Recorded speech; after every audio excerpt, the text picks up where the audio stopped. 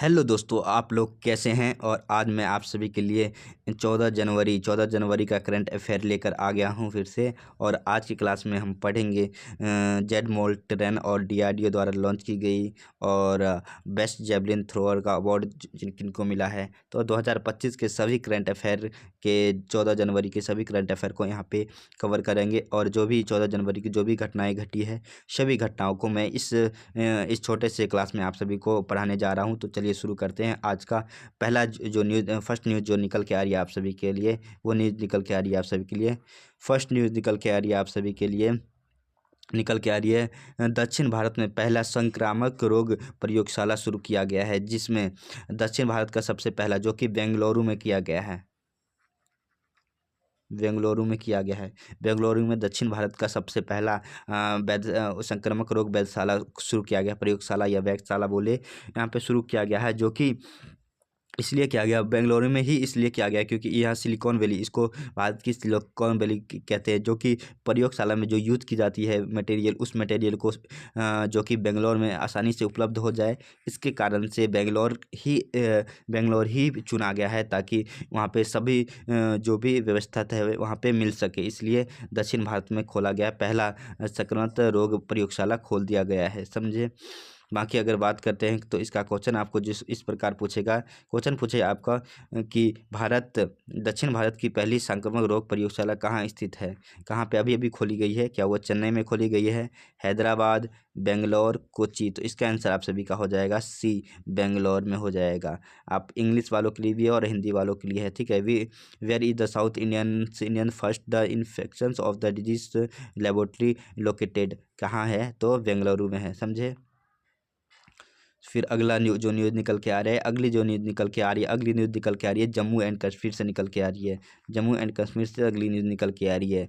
जम्मू और कश्मीर में जो प्रोजेक्ट शुरू की गई थी 31 टनल बनाने के लिए, जम्मू से लेकर श्रीनगर को जोड़ने के लिए, जो कि कारगिल जो हमारे जवान हैं उनको सही से ट्रैवलिंग करने के लिए, ताकि जो ठंडे इलाके वहाँ पे पहुँच जाने के लिए। और जैसे जैसे हम बर्फ़ गिरती है तो जवान हो गए, चाहे वहाँ के लोकल्स लोग है हो गए, वो जाने में उनको तकलीफ़ होती है, जिसके कारण से उनके परेशानियाँ को सामना करना पड़ता है। इसलिए कई प्रोजेक्ट टनल के माध्यम से इसे शुरू किया गया है।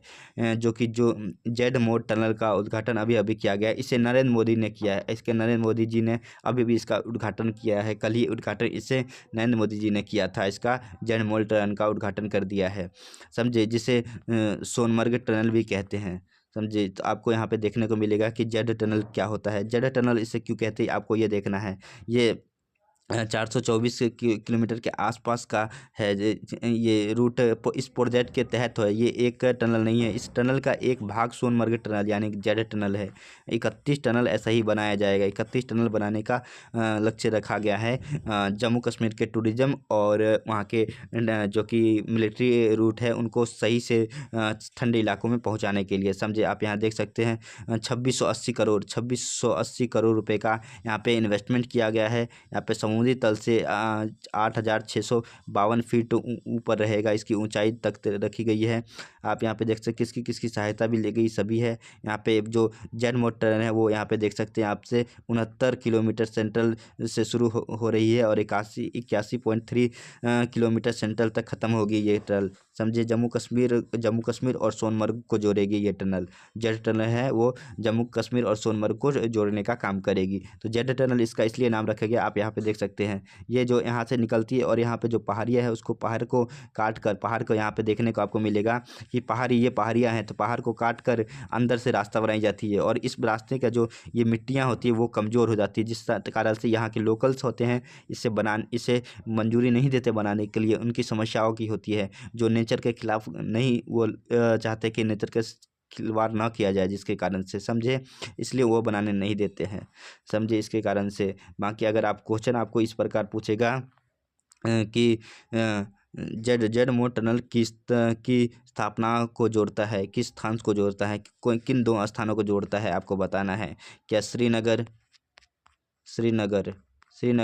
और सोनमर्ग को जोड़ता है। अभी मैंने आपको बताया था सोनमर्ग को जोड़ता है, श्रीनगर और सोनमर्ग से जो को जोड़ता है, समझे। फिर अगली जो न्यूज़ निकल के आ रही है, अगली न्यूज़ निकल के आ रही है फिर से महाकुंभ की अगली न्यूज़ निकल के आ रही है। महाकुंभ की अगली न्यूज़ ये निकल के आ रही है कि महाकुंभ में अगर जो भी व्यक्ति जाना चाहते हैं उनके लिए इंश्योरेंस की व्यवस्था हो गई है। अब वो इंश्योरेंस करवाना चाहते हैं तो फ़ोनपे ने अपना इंश्योरेंस शुरू किया है।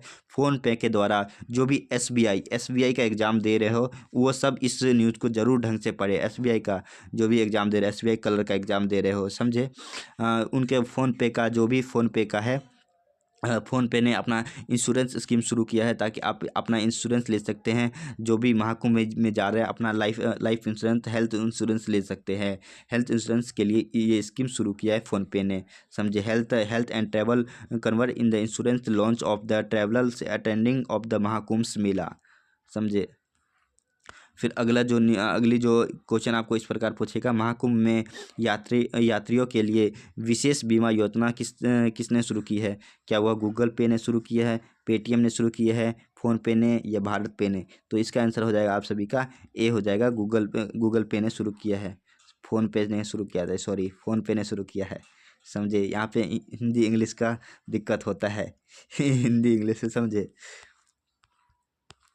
फिर अगली जो न्यूज़ निकल के आ रही है, अगली न्यूज़ निकल के आ रही है, Uttar Pradesh government partner with Google Cloud to the launch AI the power agriculture network.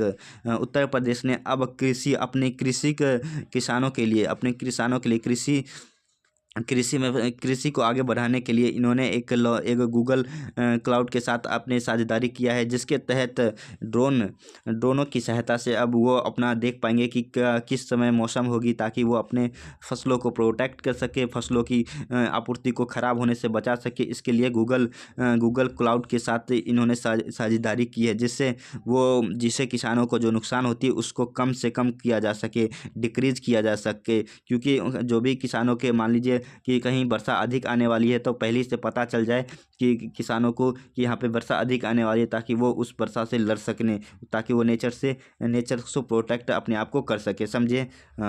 फिर आपको क्वेश्चन आपको इस प्रकार पूछेगा इसके लिए, बाकी आप यहाँ पे देख सकते हैं उत्तर प्रदेश ने शुरू किया है AI पावर एग्रीकल्चर नेटवर्क। ये गूगल क्लाउड के साथ इन्होंने अपनी साझेदारी किया है अभी, और इसका UPON की स्थापना की है इन्होंने। इसके तहत नेटवर्क स्थापित किया जाएगा उत्तर प्रदेश में कृषि तंत्र के लिए, आधुनिक कृषि तंत्र को आधुनिक बनाने के लिए, ताकि कृषि को आगे बढ़ाया जा सके और एग्रीकल्चर को और ज़्यादा बढ़ाया जा सके, जिसके कारण से, समझे।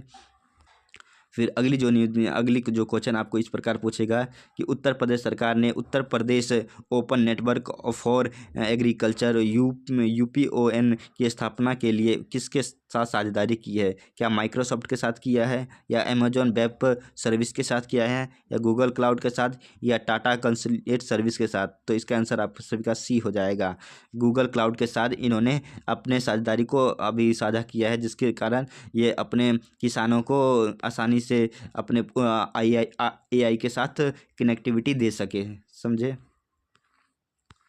फिर अगली जो न्यूज़ निकल के आ रही है, अगली न्यूज़ निकल के आ रही है, भारत सरकार अभी अपने होस्ट कर रही है, भारत होस्ट कर रहा है 2026 में 28वें CSPO की मेज़बानी कर रहा है। इस मेज़बानी में हमारे जो अपर हाउस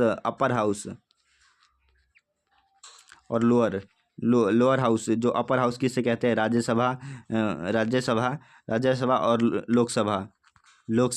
लोकसभा, इन दोनों को, राज्यसभा और लोकसभा, इन दोनों के जो स्पीकर होते हैं वो इसमें भाग लेते हैं, ताकि ये बता सके कि हमारा जो सदन है वो किस प्रकार गवर्न करता है, किस प्रकार चलता है। इसके लिए ये CSPO की मेज़बानी कर रहा है भारत 28वां। क्योंकि इसके बारे में मैं आपको कुछ विशेष बातें बताता हूँ, जो कि कॉन्फ्रेंस ऑफ CSPOC का फुल फॉर्म आप सभी का याद रखना होगा कि conference of the speakers and the presenting officer of the, समझे, कॉमनवेल्थ का मतलब आपको यहाँ समझा देता हूँ। कॉमनवेल्थ में अभी 56 कंट्री है, 56 यानी 56 कंट्री है। 56 कंट्री है, इनमें से 56 कंट्री वो कंट्रियाँ होती है जो इंग्लैंड द्वारा गवर्न की गई थी। किसी न किसी समय इंग्लैंड ने इन पर कब्जा किया था और इन पर शासन किया था। उनको उनको कहते हैं कॉमनवेल्थ कंट्री कहते हैं। जिन जिन कंट्रियों पर इंग्लैंड या यूके जो भी, चाहे यूनाइटेड किंगडम आप बोले, इन्होंने जिन जिन कंट्रियों पे, आपको कभी किसी सेशन में ज़रूर बताऊंगा कि इंग्लैंड क्या होता है, यूके क्या होता है और यूनाइटेड किंगडम क्या होता है, चाहे आपको इसके बारे में मैं ज़रूर बताऊंगा। अभी आप ये समझ लिए कि कॉमनवेल्थ क्या होता है। कॉमनवेल्थ वो सभी कंट्रियां होती है जो इंग्लैंड ने जिस पर कभी ना कभी कब्जा किया हो और उस पर शासन किया हो। तो उन कंट्रियों का यहाँ पे कॉन्फ्रेंस होगा जिसमें लोकसभा स्पीकर्स भाग लेंगे। समझे, इस बार हमारा भारत इसको होस्ट कर रहा है। हमारा भारत इस बार होस्ट कर रहा है। ये 28वां कॉन्फ्रेंस है स्पीकर्स ऑफ द, समझे। फिर जो आपको क्वेश्चन पूछेगा, क्वेश्चन इस प्रकार पूछेगा कि 28वें conference of the speakers and presiding officer of the Commonwealth की मेजबानी कौन सा देश करेगा?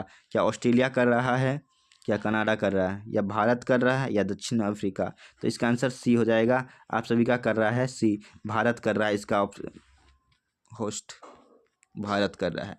फिर अगली जो न्यूज़ निकल के आ रही है, अगली न्यूज़ निकल के आर्मी की ओर से सबसे बेस्ट न्यूज़ निकल के आ रही है आर्मी की ओर से। अब आर्मी में जो सियाचिन ग्लेशियर थी वहाँ पे अधिक ठंड हुआ करती थी, समझे, जिस कारण से अभी हम लोग स्विट्ज़रलैंड से मंगाते थे, या फिनलैंड हो गया, स्विट्ज़रलैंड हो गया, चाहे जो ठंडी इलाके कंट्री है जिनके पास जो साधन थी ठंड से बचने का, उनसे अभी हम कपड़े मंगाया करते। लेकिन अभी डीआरडीओ ने अभी अभी हमारे लिए एक भारत सेना के लिए हिम कवच नाम का कपड़े लॉन्च कर दिए हैं ताकि ठंड से बचा जा सके। ये जो है 20 से लेकर -60 डिग्री तक के टेम्परेचर को ये कंट्रोल कर सकता है। ये जो हिम कवच डीआरडीओ जो ने लॉन्च किया है, अभी लॉन्च किया है, ये जो है वो भारत सेना को आगे जो ठंडे इलाके हैं वहाँ पे सर्विस करने के लिए प्रोत्साहन देगी, क्योंकि ये अब कवच प्रोटेक्ट करेगी भारतीय सेना को, शरीर को। जो वहाँ पे इतनी ठंडी होती है कि आपके पसीना तक को वहाँ पे आप सभी के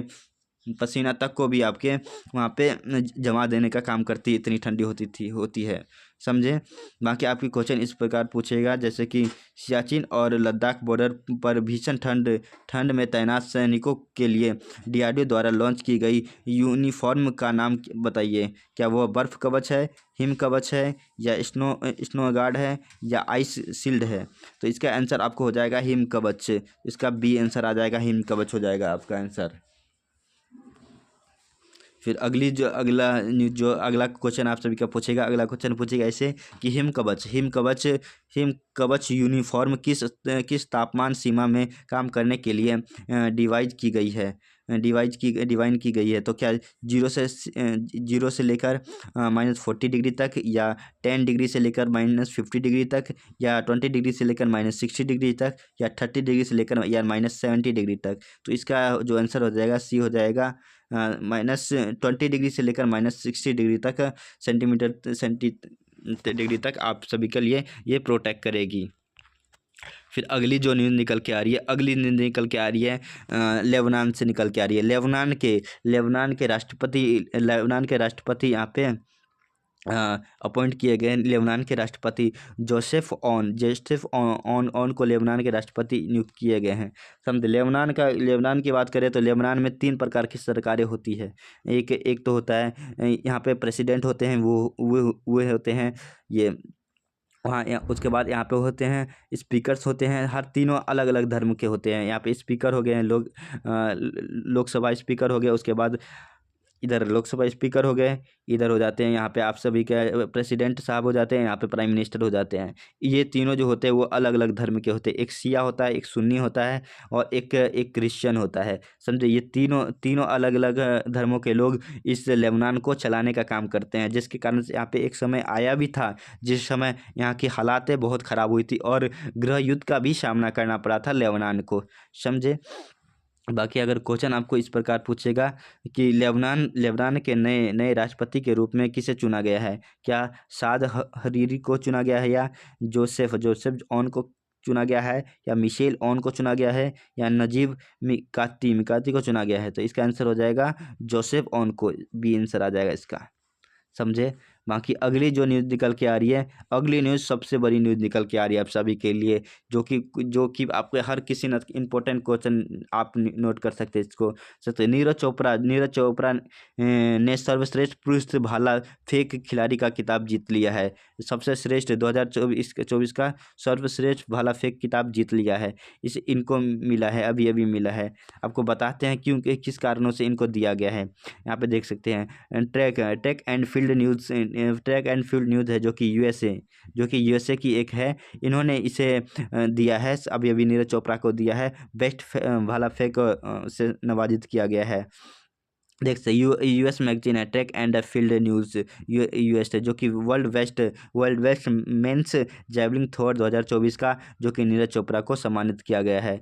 आप बोलेंगे अरशद नबीन को क्यों नहीं मिला, क्योंकि वो तो अभी इस बार गोल्ड जीते थे, ये तो जो जीते नहीं थे हैं, तो उसको इसलिए मिला फ्रांस में, इसलिए पेरिस में तो नीरज चोपड़ा ने तो यहाँ वहाँ पे सिल्वर जीता था, और पाकिस्तान का वो तो उन्होंने तो गोल्ड जीता। अरशद नबी ने तो गोल्ड जीता था, उनको क्यों नहीं मिला। अरशद नबी इसमें सिक्स्थ छठवें स्थान पे थे, और ये अपना नीरज चोपड़ा यहाँ पे फर्स्ट स्थान पे थे, पहले स्थान पे थे, समझे।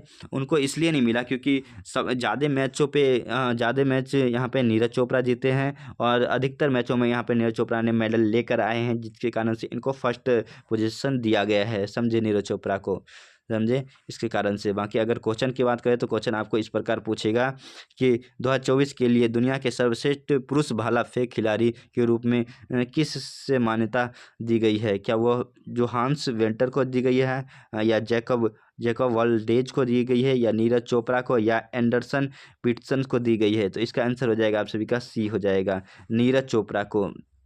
नीरज, जो कि हरियाणा के नीरज चोपड़ा जी को मिला है यहाँ पे बेस्ट भाला फेंक खिलाड़ी का अवार्ड से नवाजित किया गया है। बाकी आप सभी का आज का जो भी न्यूज़ है आप सभी का यहाँ समाप्त हुआ है।